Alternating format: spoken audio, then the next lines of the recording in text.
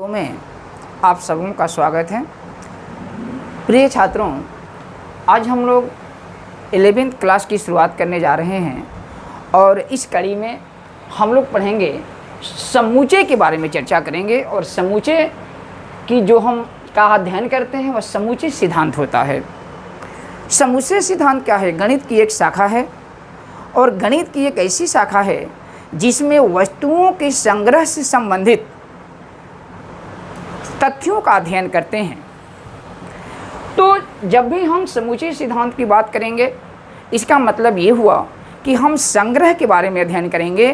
और संग्रह के बारे में आप पूर्व परिचित हैं शब्द से कि संग्रह का मतलब होता है कि किसी प्रकार का भी हम संग्रह कर सकते हैं। जैसे आप अपने घर में अलमीरा में किताबों का समूह बनाते हैं। जैसे मान लिया कि गणित की आपकी 10 राइटर्स की किताबें हैं, तो गणित के 10 किताबों को एक साथ रखते हैं तो हम क्या करेंगे? वह एक गणित की किताबों का संग्रह हुआ। यही संग्रह किताबों का समुच्चय है। क्लियर है? तो समुच्चय के बारे में आप देख रहे हैं कि हम बता रहे हैं, इन चीज़ों को बताएंगे। परिचय क्या है, परिभाषा क्या है और समुच्चयों का प्रस्तुतिकरण हम कैसे करेंगे, और कुछ जो बेसिक संकेत हैं जिसको हम सिंबल्स कहते हैं उसकी भी हम लोग चर्चा करेंगे।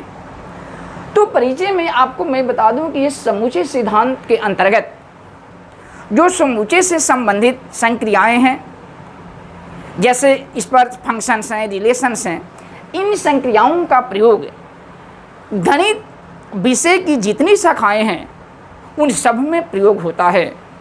साइंस के अन्य जो भी हमारे डिपार्टमेंट्स हैं या जहाँ जहाँ भी साइंस का क्षेत्र है वहाँ भी समूचे और उस पर परिभाषित संक्रियाओं का प्रयोग किया जाता है। कला के विषयों में भी, जैसे इकोनॉमिक्स हो गया, दर्शन शास्त्र हो गया, या और भी विषयों में संग्रह के बारे में अध्ययन करना अति अनिवार्य है। कहने का मतलब है कि आधुनिक युग में कंप्यूटर साइंस से लेकर के इलेक्ट्रॉनिक्स मीडिया से लेकर के हर जगह समूचे की आवश्यकता पड़ती है। और ये जानना चाहिए कि इस समूचे सिद्धांत का विकास जर्मन गणितज्ञ जॉर्ज काइंटर ने किया था। जॉर्ज काइंटर ये जर्मन मैथमेटिशियन हैं।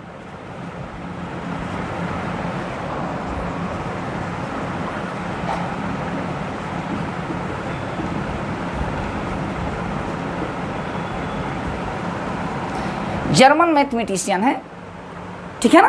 तो यह आप देख रहे हैं कि हम आपको अब बताएंगे कि समूचे किसी भी प्रकार का समूचे नहीं हो सकता।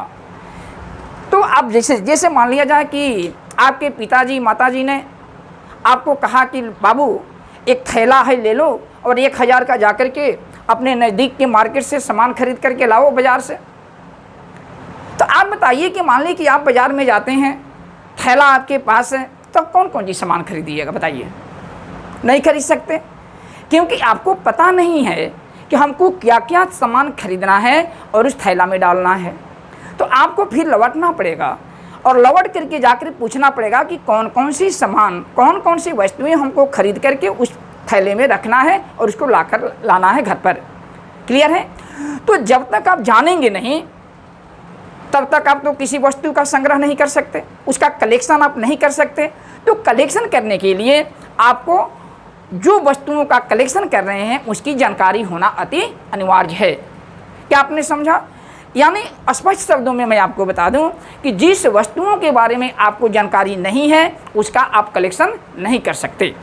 जैसे मैं एक उदाहरण बता दूं, आपसे कहूँगा कि 5 अच्छे विद्यार्थियों का या 5 अधिक क्रिकेट के जो बल्लेबाज हैं विश्व स्तरीय, उसका एक सेट बनाइए, कलेक्शन कीजिए, संग्रह कीजिए। तो हमको नहीं लगता कि सारे लोगों का उत्तर एक ही होगा। 5 विद्यार्थी आप अपने दोस्त बैठे हुए हैं और पांचों से हम कहेंगे तो क्या पांचों आपने एक ही उत्तर दे देंगे? नहीं। इसका मतलब ये हुआ कि जब तक हर एक की जानकारी नहीं होगी, जब तक वह पद परिभाषित नहीं होगा किनका सेट बनाना है, तब तक आप उसका कलेक्शन नहीं कर सकते। ठीक है? तो जानकारी होना, अगर हम कह दें कि कि 300 से किसी टेस्ट में 300 रनों से अधिक बनाने वाले खिलाड़ियों का समूचे परिभाषित हो गया। कुछ चुनिंदे ऐसे खिलाड़ी होते हैं जो 300 से अधिक रन बनाए हैं, तो हम उनका कलेक्शन कर सकते हैं और वही कलेक्शन क्या होगा, सबके लिए होगा, वह समूचे बन जाएगा। तो इन सारी चीज़ों का हम अध्ययन करेंगे कि कैसे हम किसी वस्तु का सेट बनाएंगे। हम आपसे पूछते हैं प्राकृतिक संख्याओं का एक संग्रह कीजिए, तो सीधे आप प्राकृतिक संख्या जिसको हम नेचुरल नंबर्स कहते हैं, तो नेचुरल नंबर काउंटिंग नंबर्स हैं, गिनती की संख्या है। आप कैसे गिनते हैं, 1 2 3 4 5 डॉट डॉट डॉट। तो जो भी हमारे विद्यार्थी होंगे, किसी भी विद्यार्थी दुनिया के चाहे किसी भी कोने के हों, अगर हम उनसे पूछें कि बाबू नेचुरल नंबर का सेट क्या होगा, तो सब लोग एक ही लिखेंगे। इसका मतलब साफ हुआ कि वह जो प्राकृतिक संख्याओं का संग्रह है वह एक समुच्चय का उदाहरण होगा। अब हम कहते हैं कि मान लो कि अंग्रेजी वर्णमाला के स्वरों का समुच्चय बनाइए, तो स्वर जानते हैं कि वॉल्स कौन कौन से होते हैं, ए ई आई ओ यू। तो जो भी विद्यार्थी हैं जो जानते हैं वह ए ई आई ओ यू का एक संग्रह करेंगे, एक समुच्चय होगा, ठीक है ना। तो हम आपको क्या कहते हैं, परिभाषा से आपको बताने जा रहे हैं कि यह है परिभाषा क्या है। तो हम इसको बता दें,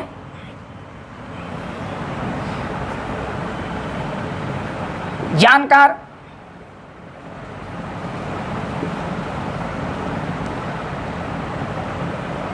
भिन्न भिन्न एवं पूर्ण परिभाषित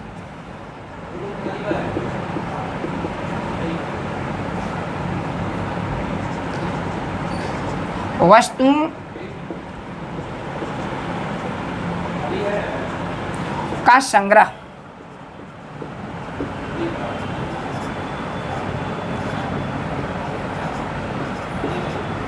समुच्चय कहलाता है।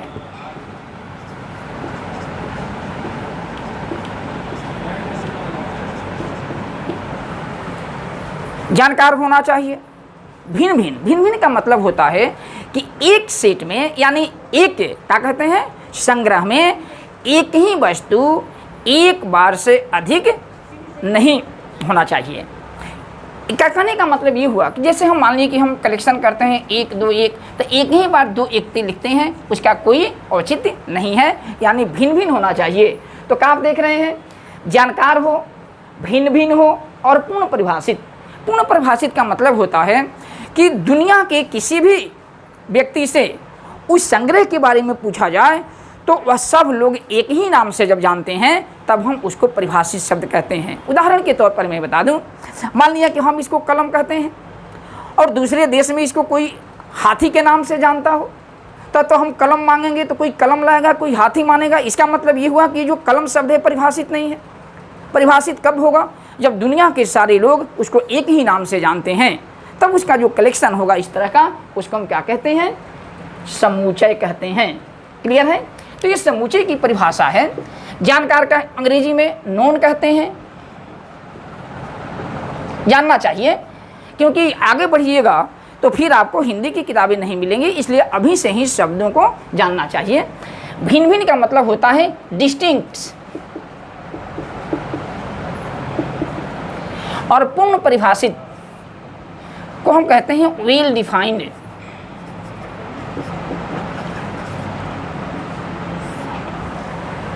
क्लियर है। तो अब हम आपको ये बताने जा रहे हैं कि समुच्चय तो हो गया, जैसे हम उदाहरण देते हैं प्राकृतिक संख्याओं का समुच्चय।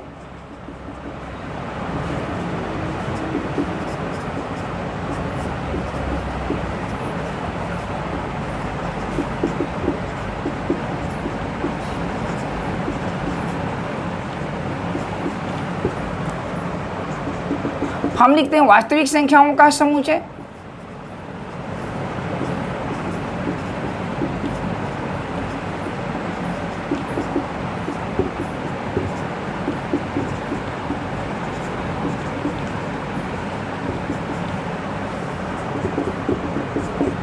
अंग्रेजी वर्णमाला के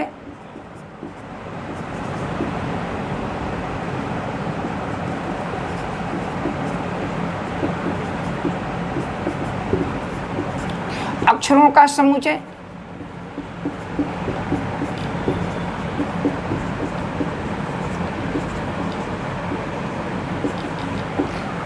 अगर ये सारी चीज़ें किसी से भी पूछा जाए तो एक ही उत्तर होगा, इसलिए समुच्चय होगा। तो एक बात मैं आपको बता दूं कि जो भी समुच्चय होता है तो समुच्चय का हम नामकरण कैसे करेंगे, तो उसका नामकरण हम कैसे करते हैं, देखिए नेमिंग समुच्चय का नामकरण। तो हमेशा समुच्चय का जो नामकरण हम करते हैं वह अंग्रेजी वर्णमाला के बड़े अक्षरों से करते हैं, जैसे A B C X Y Z।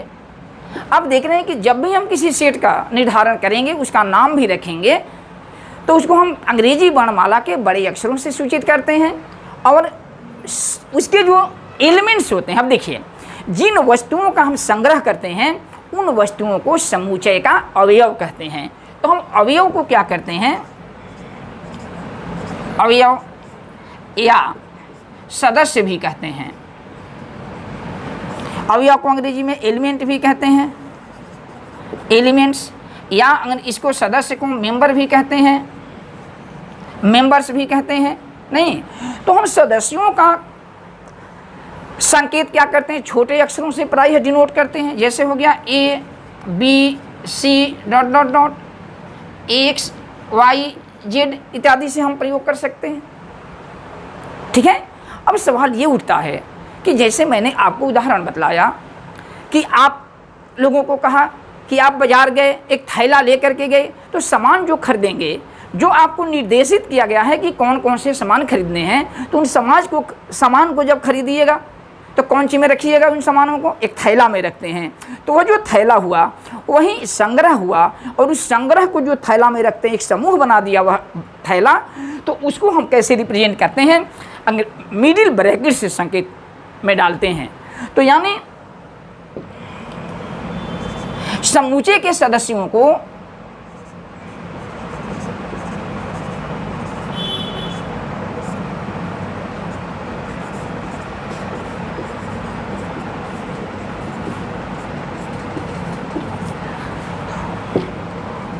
Middle bracket मध्यम कोष्ठक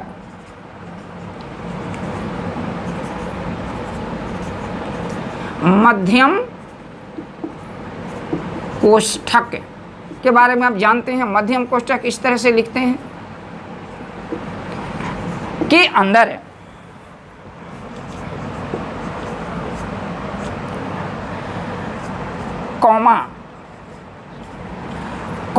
कॉमाज आप जानते हैं द्वारा